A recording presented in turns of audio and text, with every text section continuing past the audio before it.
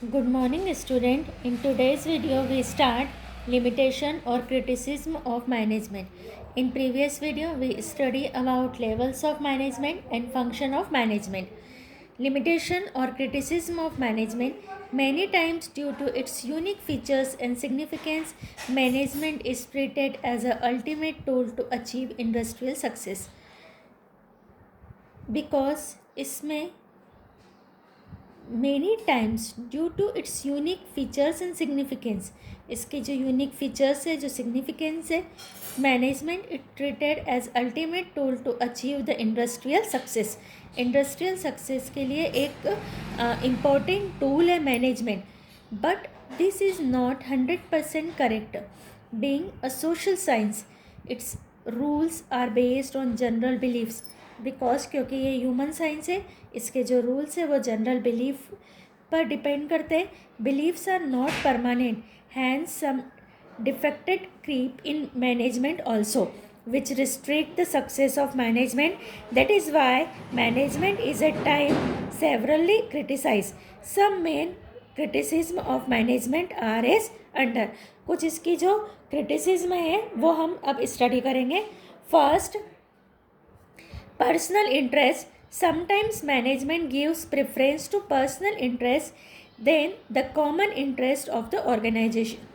कई बार मैनेजर जो होते हैं वो पर्सनल इंटरेस्ट को ज़्यादा प्रेफरेंस देते हैं ऑर्गेनाइजेशनल इंटरेस्ट के अगेंस्ट.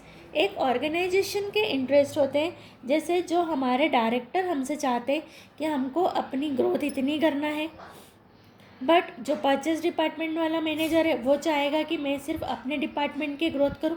तो अपने डिपार्टमेंट की ग्रोथ करना is called personal interest and organisational interest is differ. तो कभी कभी ऐसा होता है कि पर्सनल इंटरेस्ट को प्रेफरेंस देते हैं मैनेजर.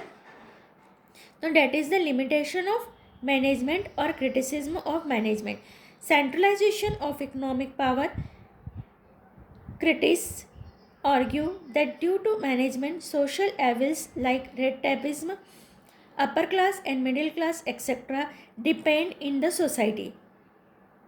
जो क्रिटिसाइज़र है वो ये आर्ग्यू देते हैं कि मैनेजमेंट के कारण सोशल एविल्स आती है हमारी सोसाइटी में, like the red tapism, upper class and middle class etcetera.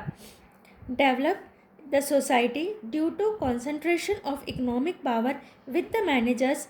They behave in an autocratic manner which is against the interest of the organization, जो organization के interest के against होते हैं. Third, lack of stability in management principle. Critics also say that principle of management science lack stability. जो criticism है, जो criticize करने वाले हैं critics है, वो ये कहते हैं कि principle of management science lack stability, इनमें स्टेबिलिटी की कमी होती है. If a new principle is develop today it become outdated tomorrow due to fast changes in business situation. आज कोई नया प्रिंसिपल बना है तो वो बिकम्स आउटडेटेड टुमारो, वो कल क्या होगा, आउटडेटेड हो जाएगा, क्योंकि इसमें नई नई बिजनेस सिचुएशन आ रही है और बिजनेस सिचुएशन में चेंजेस हो रहा है.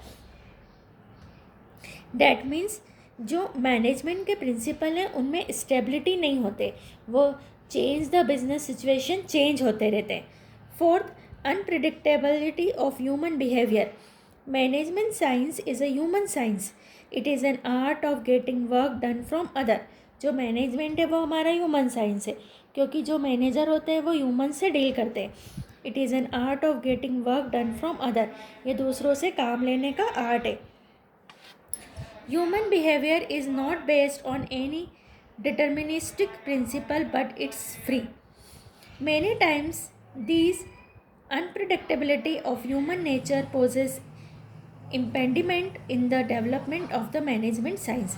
जो ह्यूमन बिहेवियर होता है वो अनडिटरमाइंड होता है, हम उसको कभी भी डिटरमाइन नहीं कर सकते कि ह्यूमन को अगर हम इस सिचुएशन में डालेंगे तो वो ऐसा बिहेव करेगा. हो सकता है एक पर्सन अलग तरीके से बिहेव करेगा, दूसरा पर्सन अलग तरीके से बिहेव करेगा. तो that is a problem of human behaviour, unpredictable. हम कभी भी किसी भी ह्यूमन का बिहेव को प्रेडिक्टेबल नहीं बना सकते कि कैसा बिहेवियर करेगा एक पर्सन एक सिचुएशन में। हर पर्सन अलग अलग रिएक्ट करता है, तो that is the limitation. Then fifth point, difference in the country time and situation. हर कंट्री का टाइम सिचुएशन अलग अलग होती है, तो किसी एक कंट्री पे बना हुआ रूल्स रेगुलेशन प्रिंसिपल दूसरी जगह फॉलो करना डिफ़िकल्ट होता है। Commercial situation of every country is different. Hence, before applying management principle and method have to be modified according to country time situation. It is not necessary that principle of management science may be beneficial for every enterprise in the similar manner. तो आपको यहाँ से any 5 limitation only points के साथ में जब आप detail 2 times read करेंगे then you write it the details, तो आपको पूरे पॉइंट्स लर्न करना है। अब हमारे पास में यहाँ पर आता है meaning of administration, management and organisation. अब ये जो 3 वर्ड्स हमारे सामने आए, जनरली हम इनको एक जैसा लेते हैं मीनिंग, बट एक्सपर्ट इन तीनों में डिफरेंस हमको बताते हैं। Generally management, administration and organisation are taken as same, but these are different terms. Their nature and characteristics are different. To clarify the difference, one definition of each is given below. तीनों की हमको definition दे करके रखिए। First, administration. According to G.E. Millward, administration is that process and medium which is used to determine the goal of the organization, its employee. Admission वो process है, वो medium है which is used to determine the goals of the organisation.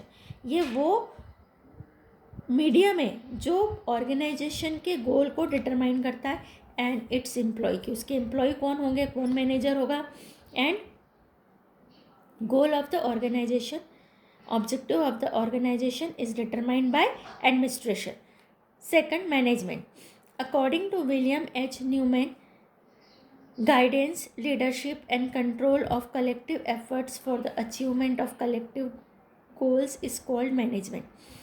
जो guidance है, जो leadership है, जो control of the collective efforts for the achievement of collective goals is called management. तो वो हमारा क्या कहलाता है, मैनेजमेंट कहलाता है। Then organisation.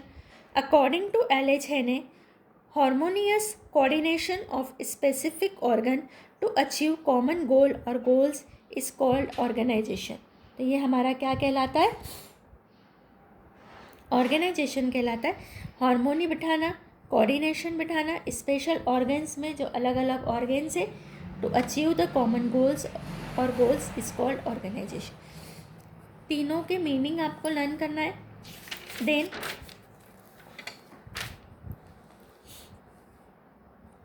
Very important question, difference between the 3 terms can be understand. जो 3 टर्म्स है हमारी एडमिनिस्ट्रेशन, मैनेजमेंट एंड ऑर्गेनाइजेशन, इसमें डिफ्रेंशिएट करना है।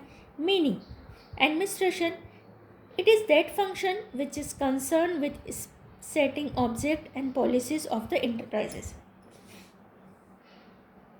एडमिनिस्ट्रेशन वो फंक्शन है जो बिजनेस की पॉलिसीज़ को डिसाइड करते हैं, ऑब्जेक्टिव्स को डिसाइड करते हैं। Management, it is the function of the directing and getting work done from other, ये हम बहुत बार पढ़ चुके हैं। Management, organisation enables the achievement of the administrative goal by providing mechanism to management.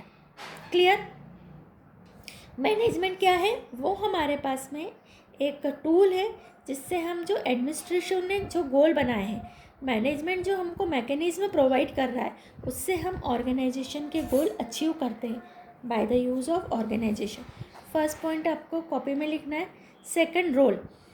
Regarded as brain of the enterprise, role of management is the part, जो administration का role होता है वो ब्रेन के जैसा होता है। Role of management is that of the heart and organisation is regarded as the body of the enterprises.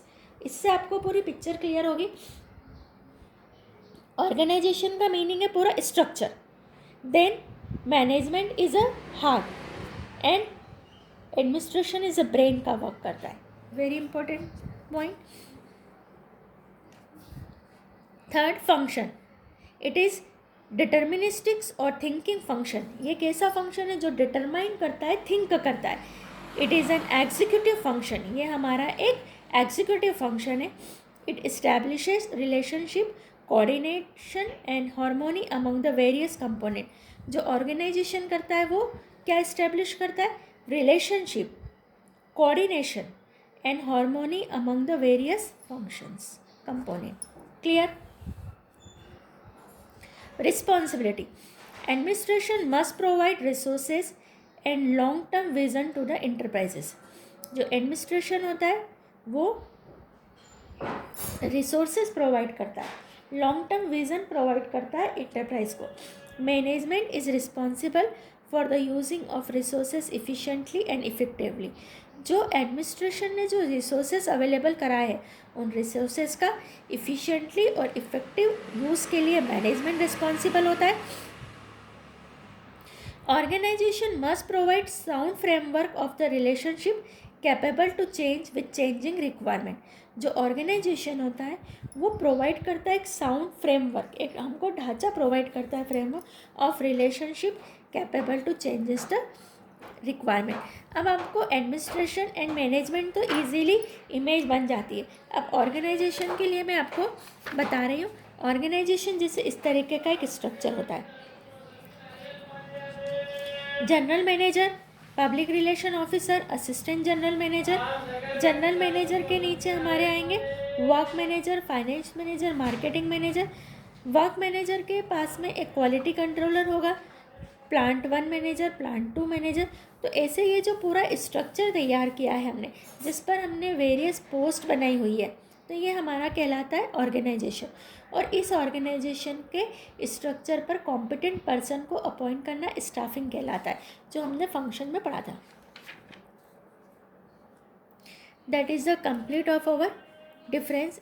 4 points आपको लर्न करना है स्टूडेंट।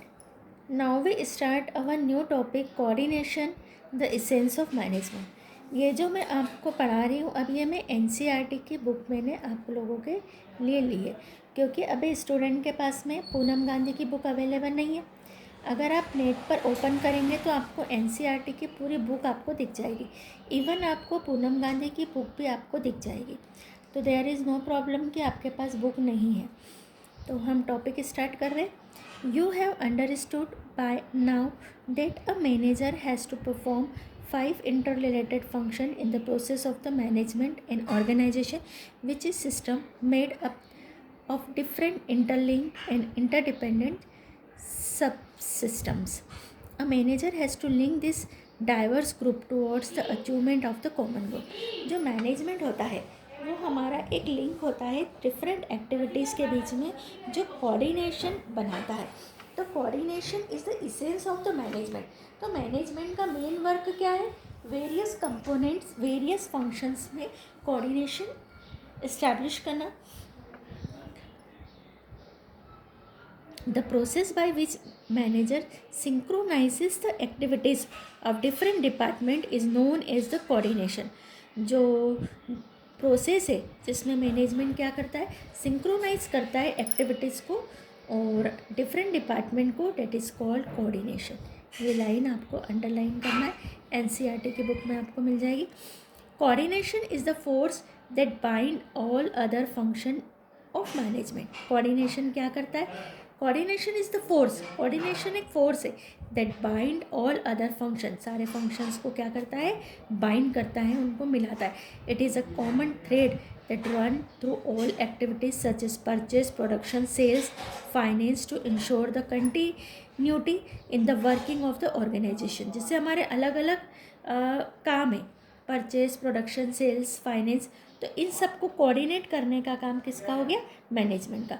तो यहाँ तक आपको इसको लिखना है।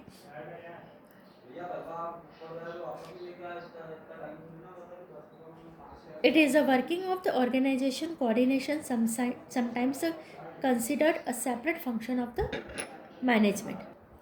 So that is the our answer कि coordination is the essence of the management. Clear? अब हमारा आता है characteristics of coordination. The definition gives above the highlight the following features of the coordination. Coordination.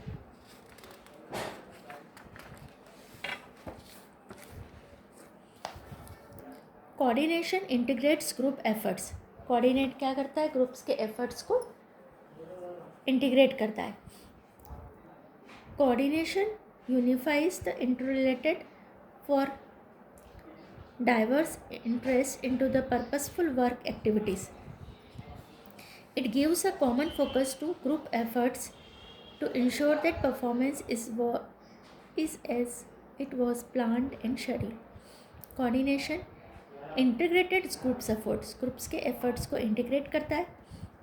Coordination unifies the interrelated and diverse interests into the purposeful work activity.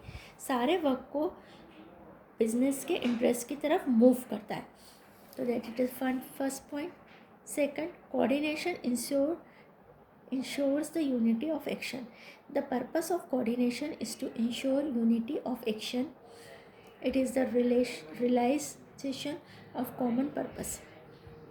यहाँ तक टिक करना.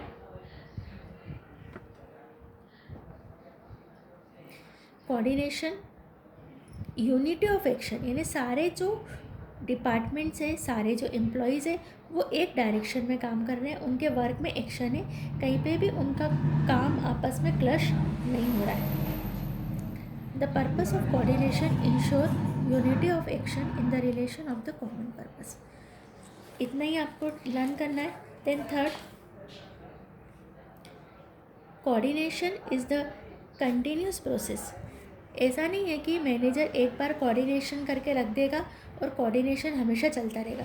Coordination क्या है? Continuous process है. Coordination is not a one time function but continuous process.